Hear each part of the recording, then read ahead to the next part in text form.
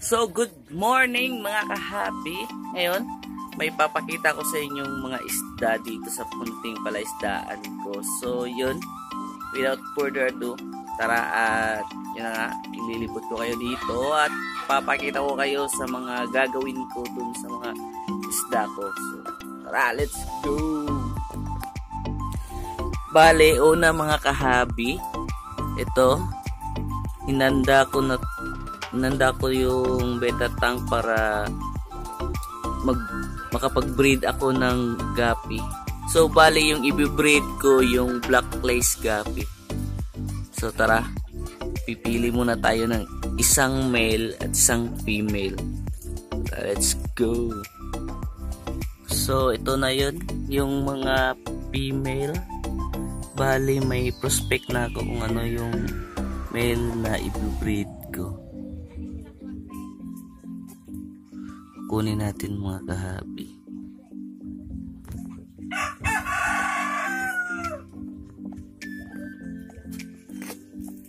Ito.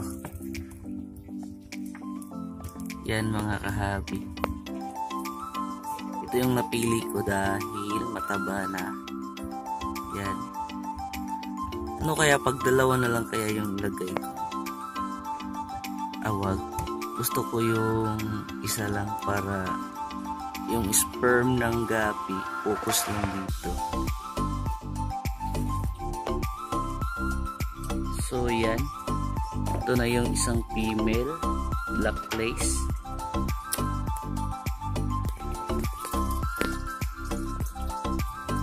Yan mga kahabi.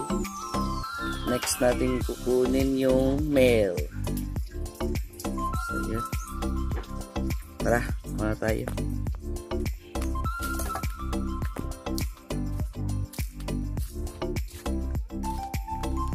Nga pala mga kahabi, may hinanda akong mga repta dito. Yan, gusto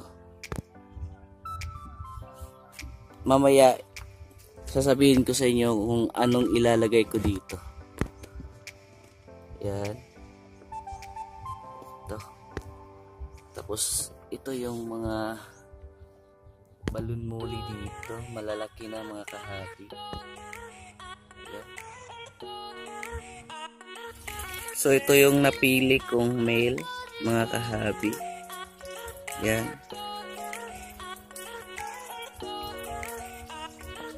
Yan. Medyo maganda yung caudal. Yung black lace. Yun.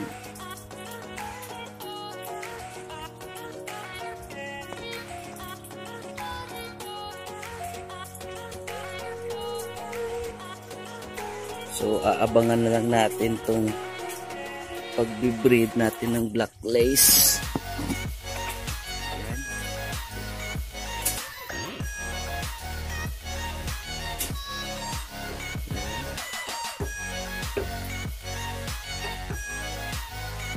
Titingnan natin yung kalalabasan ng mga fry nito. Tsaka mga kahabi, dami ng mga fry ng mulis dito kasi kakaanak lang nito. Yan yung breeders nito. Yan yung breeders na yan. Yan, tapos yung ito yung mga fry nila. Tapos yung isa pang may female dragon dito, nanganak na rin. Hinahanap ko pa kasi nagtatago.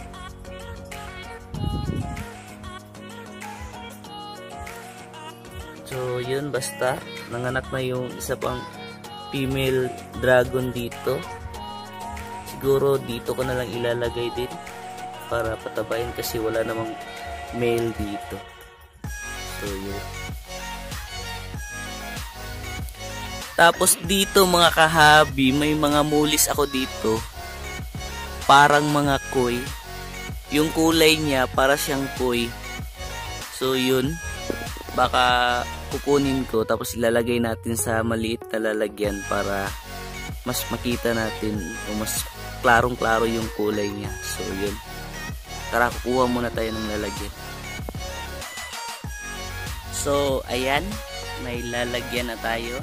Tapos ngayon, kukunin na muna natin yung mga muli na parang koi, mga kahabi. So, yan. Hinahunting ko pa kasi yung iba nagtatago sa ilalim. Yan. Medyo nahihirapan akong mag-video ngayon kasi walang makakahawak eh.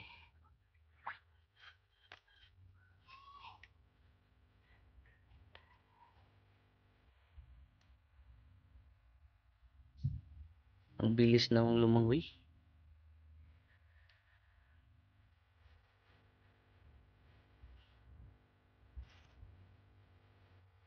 Masyadong maliit yung fishnet ko.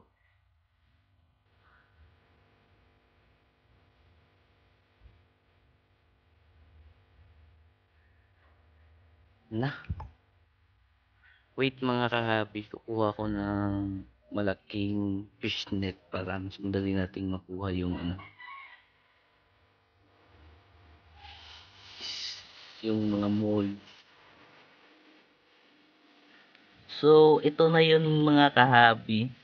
Yung mga mulis ko na parang mga koi. Yan. Yan. Parang mga koi itong mga kahabi. Yan o.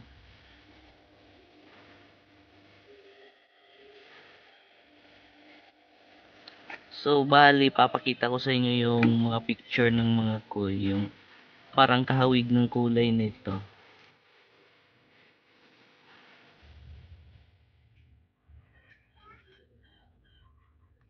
Ang manyak ng isa pang male oh.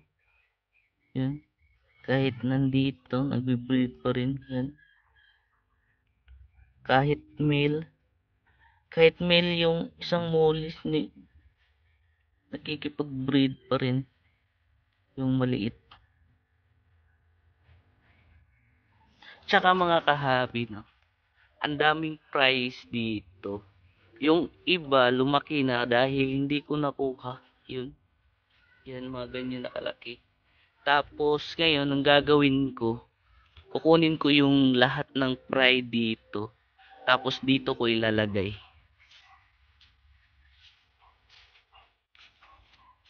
Dito ko ilalagay yung mga kukunin kong fry doon. Tapos dito, mga kahabi, ito kukunin ko yung mga balon mulis dito kasi yung iba hindi balon yung katawan, pero ikakal ko or isiselect ko yung mga medyo balon yung katawan. So yun, lalagay yung mga fry dito, ilalagay ko dito. So tara. So ayan mga kahabi, yan yung nakuha kong mga price dito sa ngayon. Kasi yung iba, di ko masyadong nakikita. Pero tingnan nyo, masyadong marami din naman to. Yan. Kung nakikita nyo yung medyo brown yung kulay. Kapag ganyan yung kulay, yung medyo brown pa, kakaanak lang yan mga kahabi. Yung mga maliliit na brown, newly born pa. Tapos pag naging 1 week old na, yan na, magiging yellow na yung mga maliliit na kulay brown. Katulad niyang medyo malalaki na. Yan. Medyo madami rin naman itong nakuha. Baka next day, manguha ulit ako ng mga fry. Kasi gusto ko nang i-separate yung mga fry ng mga mulis, mga kahabi. Para yan, ilalagay na natin doon sa reptab to. Tara.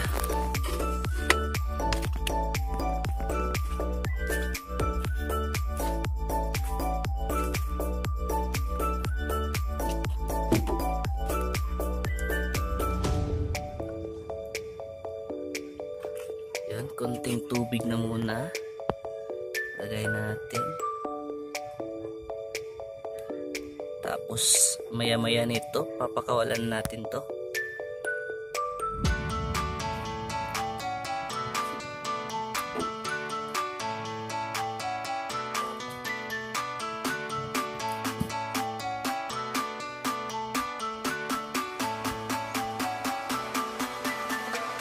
So ayan, na-release ko na yung mga prey. Yun, nagsisilanguyan na sila. Tsaka yung mga maliliit pa talaga. Yun. Tapos sa mga nagtatanong kung paano ko tinatanim yung mga aquatic plants ko, bali ganito. Yan. Yung plastic bottle ng Nature Spring, kinat ko, tapos yan, in-insert ko yung plants at nilagyan ng pebbles. Ganitong pebbles yung ginagamit ko para itanim yung aquatic plants. So yun. Yan. So yan mga kahabi. Tapos ito na yung mga anak ng mga balloon mollies dito ulit para mas kita nyo. Medyo malaki na. Tsaka ang dami nito mga kahabi. Yan. Yun. So mga kahabi, ito yung mga 7 sword na female swordtail ko. Tapos ito black quag, yung itim na to. Tapos kung natatandaan nyo, yung nag-crossbreed ako ng platis tsaka ito, hindi kasi nag-work kasi yung ganito, yung unang crossbreed ko hindi nag-work kasi hindi nag-breed, hindi nakikipag-breed yung isa pang male 7 sword kasi mahirap daw makipag-breed yung 7 sword na male. So bali ang gagawin ko, itong female na black quag, ito sana yung gagawin kong or i-breed ko dun sa male platis, pero hinihintay ko pang manganak to. Tapos itong dalawa kakatapos lang manganak dito sa pond na may stand. So yun, yan, hinihintay ko pang manganak to para ma-breed ko. Bali yung kukunin kong male doon, male na platis, is yung batang bata talaga para mas ganadong makipag-breed dito. So yun, abangan niyo mga kahabi sa next vlog. Yan. So yun na nga mga kahabi, yung mga updates na ginawa ko dito sa munting palaisdaan ko. At yun na nga, dito ko na lang tatapusin ang vlog na to. At kung na-enjoy nyo yung video ko ngayon, huwag kalimutang mag-thumbs up, mag-comment. At kung hindi ka pa kasali sa Team Fish Hobbyist, mag-subscribe na. So i-ring nyo na rin yung bell para maging notified ka sa susunod na uploads ko. So yun, see you on the next video mga kahabi. Happy fish keeping. Fish out.